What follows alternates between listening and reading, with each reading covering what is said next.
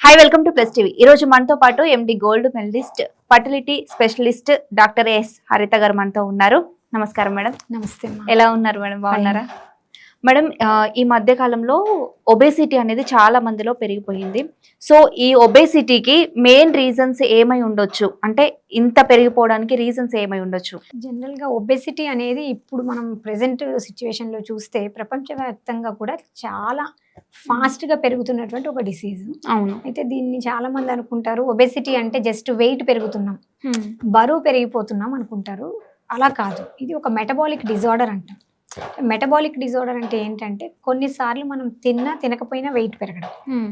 కొన్నిసార్లు ఏమవుతుందంటే మన ఫుడ్ హ్యాబిట్స్, మీరు అడిగారు రీజన్స్ ఏంటి అసలు ఎందుకు ఇది ఫాస్ట్గా పెరుగుతుంది అంటే మన లైఫ్ స్టైల్, అంటే మన జీవన శైలిలో వచ్చేటటువంటి కొన్ని తేడాల వల్ల.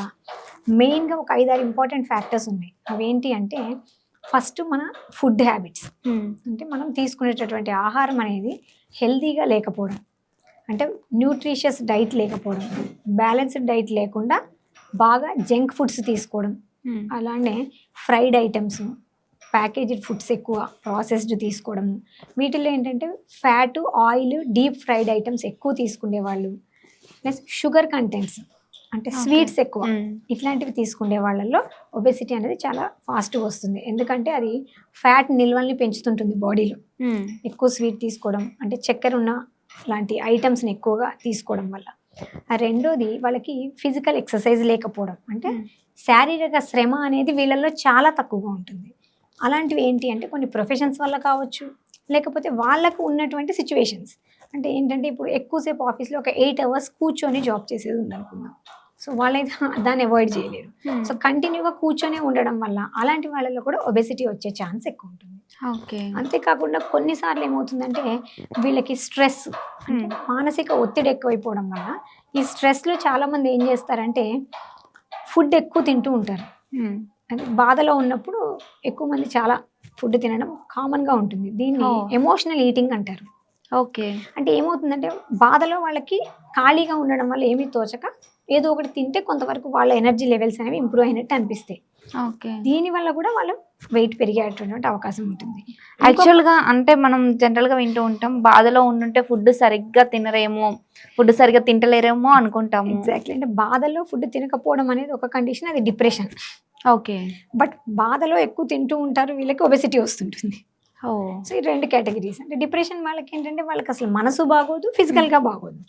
వీళ్ళకి ఏంటంటే ఫిజికల్గా ఓకే, మూడ్ ఒకటే కొంచెం బాగోదు. ఆ మూడ్ బాగాలేని టైంలో వీళ్ళలో కొన్ని హార్మోన్స్ రిలీజ్ అవుతుంటాయి, అవి మన ఎపిటైట్ని ఇంక్రీజ్ చేస్తుంటాయి. అట్లనే ఇంకొకటి ఏంటంటే నిద్ర లేకపోవడం, అంటే మనం చేసే నైట్ షిఫ్ట్స్ కావచ్చు, లేకపోతే కొంతమంది ట్రావెలింగ్ మార్కెటింగ్ జాబ్స్ చేసే వాళ్ళకి ప్రాపర్ స్లీప్ ఉండదు, ఎక్కడో వెళ్ళి హోటల్ రూమ్స్లో ఉండాల్సి వస్తుంది ట్రావెలింగ్ పర్పస్లో. వీళ్ళలో కూడా టైంకి నిద్ర లేనప్పుడు, డ్రైవర్స్, డ్రైవింగ్ జాబ్ చేసేవాళ్ళు, వీళ్ళల్లో ఫిజికల్ ఎక్సర్సైజ్కి టైం ఉండదు, నిద్ర ప్రాపర్గా ఉండదు. సో బాడీలో అబ్జార్ప్షన్ అనేది సరిగ్గా లేకపోవడం వల్ల ఫ్యాట్ అక్యుములేట్ అవుతుంటుంది. దానివల్ల కూడా వీళ్ళకి ఒబేసిటీ వచ్చే ఛాన్స్ ఉంటుంది. ఇంకా కొంతమంది కేటగిరీస్లో ఏమవుతుందంటే హార్మోనల్ ఇంబ్యాలెన్సెస్ అంటాం, అంటే థైరాయిడ్ కానీ పీసీఓడి, అలా వేరే రకాల సమస్యల వల్ల కూడా బరువు పెరిగిపోయేటటువంటి అవకాశం ఉంటుంది. కొన్నిసార్లు కొన్ని రకాల జెనెటిక్ ఫ్యాక్టర్స్ కూడా వాళ్ళకి రీజన్స్ ఉంటాయి. ఒబేసిటీ ఫ్యామిలీ హిస్టరీలో ఉంది ప్రత్యేకించి, అలాంటి వాళ్ళకి వాళ్ళు ఏం తిన్నా తినకపోయినా కామన్గా వాళ్ళు వెయిట్ ఇంక్రీజ్ అవుతుంటారు. సో ఇవన్నీ మెయిన్ రీజన్స్ ఫర్ ఒబేసిటీ. అంటే మేడం ఇప్పుడు ఒబేసిటీ మనకి వస్తుంది ఆర్ వచ్చే ఛాన్స్ ఉంది అని ఎలా తెలుస్తుంది? అంటే బయటికి ఎలాంటి లక్షణాలు కనిపిస్తాయి మనకి? మెయిన్గా అమ్మ వీళ్ళకి అంటే ఉండి సడన్గా వెయిట్ పెరుగుతూ ఉంటారు, తినకపోయినా వెయిట్ పెరుగుతున్నారు అంటే ఫస్ట్ వీళ్ళు గమనించాల్సింది మనకి ఎక్కడైనా ప్రాబ్లం వస్తుందా, మనలో హార్మోన్స్ ఏమైనా ఇబ్బంది అవుతున్నాయా, అప్పుడు ఫస్ట్ డాక్టర్ని కలవాలి. అలానే థైరాయిడ్ లాంటివి చెక్ చేయించుకోవాలి. ఫ్యామిలీ హిస్టరీలో ఒబేసిటీ ఉన్నా కూడా అశ్రద్ధ చేయకుండా లిపిడ్ ప్రొఫైల్ చెక్ చేయించుకోవాలి, ఎందుకు వీళ్ళకి ఎంత ఫ్యాట్ పెరుగుతుంది అని. కొన్నిసార్లు మనం లివర్ ఫంక్షన్ టెస్ట్లు కూడా చేసుకుంటే కనుక మన ఫ్యాట్ ఎలా ఉంది బాడీలో, ఎందుకు అబ్జర్వ్ కావట్లేదు అనేది మనకు అర్థమవుతుంటుంది. రెండోది ఏంటంటే ఇప్పుడు మీరు చెప్పినట్టుగా అంటే ఈ ఫిజికల్ ఎక్సర్సైజ్ అనేది ఏదైతే తగ్గిపోతుందో అది కూడా వీళ్ళకి ఒబేసిటీ పెరగడానికి కారణం. సో సెడెంటరీ లైఫ్ అంటారు దాన్ని. మనం ఏమి వర్క్ చేయకుండా కూర్చొని ఉంటూనే ఆటోమేటిక్గా బరువు పెరుగుతాం. అలాంటప్పుడు వీళ్ళు ఏం చేయాలి, ఫ్యాట్ బర్న్ అయ్యేటటువంటి ఎక్సర్సైజెస్ చేయడం కానీ, లేదా జిమ్మో, ఎక్సర్సైజో, వాకింగో ఇలాంటివి చేస్తే, అంటే మనకి స్టార్టింగ్ స్టేజ్లోనే మనకు తెలుస్తుంది మనం ఏం చేయకుండా వెయిట్ పుట్ ఆన్ అవుతున్నామని అన్నప్పుడు ఇలాంటివి మినిమం చేసుకుంటే ఆటోమేటిక్గా మనం వెయిట్ని కంట్రోల్ చేసుకోవచ్చు. ఓకే. అంటే ఒబేసిటీ వస్తున్న వాళ్ళు ఓన్లీ వెయిటే కదా అని అనుకుంటారు. కానీ ఫ్యూచర్‌లో ఆరోగ్య సమస్యలనేటివి ఎలాంటి ఎఫెక్ట్ చూపిస్తాయి? అండ్ తీసుకోవాల్సిన జాగ్రత్తలు ఏంటి వాటికి? అంటే జనరల్గా ఏంటంటే ఇప్పుడు ఎప్పుడైతే కనుక ఒబెసిటీ ఉందో, బరువు పెరుగుతున్నాము, ఒక బియాండ్ అంటే మన బిఎంఐ పెరిగింది అనుకున్నప్పుడు అక్కడతో ఆగొద్దు. ఫస్ట్ ఒకసారి కన్సల్ట్ చేసి ఎనీ మెడికల్ డిజార్డర్ ఉందో చూసుకోవాలి. లేకపోతే కొన్నిసార్లు ఇది ఇలానే నెగ్లెక్ట్ చేస్తే బీపీ కానీ, థైరాయిడ్ కానీ, హార్ట్ ప్రాబ్లమ్స్ కానీ, అంటే ఫ్యూచర్లో ఈ బ్లడ్ క్లాట్ అయిపోవడాలు, అంటే కొలెస్ట్రాల్ ఫామ్ అయిపోవడము, ఇవన్నీ ఒబెసిటీ వల్ల వచ్చేటటువంటి కాంప్లికేషన్స్. ఇంకా కొన్ని కేసెస్లో అయితే దీన్ని నెగ్లెక్ట్ చేస్తే ఒబెసిటీ వల్ల ఇన్ఫర్టిలిటీ సమస్య, అంటే సంతానలేమి కూడా వచ్చేటటువంటి అవకాశం ఉంటుంది. పిసిఓడి, హార్మోనల్ ప్రాబ్లమ్స్ వస్తాయి, వెయిట్ ఎక్కువైతే ఇన్సులిన్ రెసిస్టెన్స్ పెరుగుతుంది.